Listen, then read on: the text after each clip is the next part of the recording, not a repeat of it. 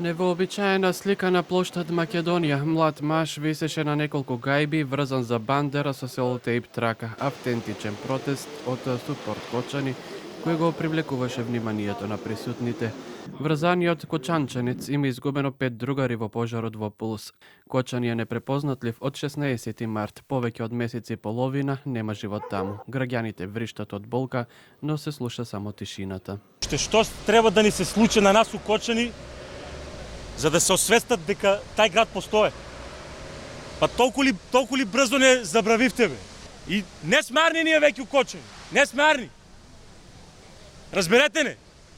Треба да се направи нешто за тај град. Ово што се деси, нека биде поттик. Тај град малку да заживее. Затоа што ако ништо не се преземе, работа ќе оде на многу полошо. 5 другари ми на мен загинаа. И некои ми питат, нема ли да те биде срам што ќе бидеш врзан? Јас сам секако духовно сум врзан. Одлуката за герила акцијата од супорт Кочани е да се испрати силна порака до институциите и насочи вниманието на јавноста кон трагедијата во Кочани. Момчето пред собраните јавно праша: па толку брзо ли не заборавивте? Пред некој ден си дојдеа деца од Кочани што немат прсти на раците. Значи пуштени се од болница, немат прсти на раците. Тие деца ќе немат цел живот раци, нема да имат цел живот раци. Па дај ако ништо друго барем на тие деца да помогнеме.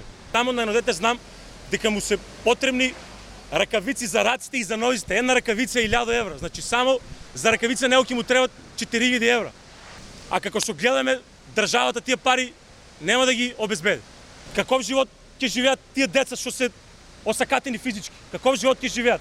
Јас овде сум физички врзан за да видам како народот ќе ме гледа, но во Кочани луѓето се духовно врзани, додава Кировски, кој очекува поддршка од како што вели главните луѓе на државата. Они си знаат кои се и диктираат што треба да се прави. Очекувавме дека нешто ќе направат за Кочани. Градот живее во црнило 30 години. Нека слушнат тие луѓе, вели Кировски. Утре во Кочани ќе се одржи уште еден марш за ангелите во 16 часот и 5 минути од паркот на Револуцијата кон Трговскиот пред општинската зграда. Полицијата и ќе заврши пред Кочанското обвинителство.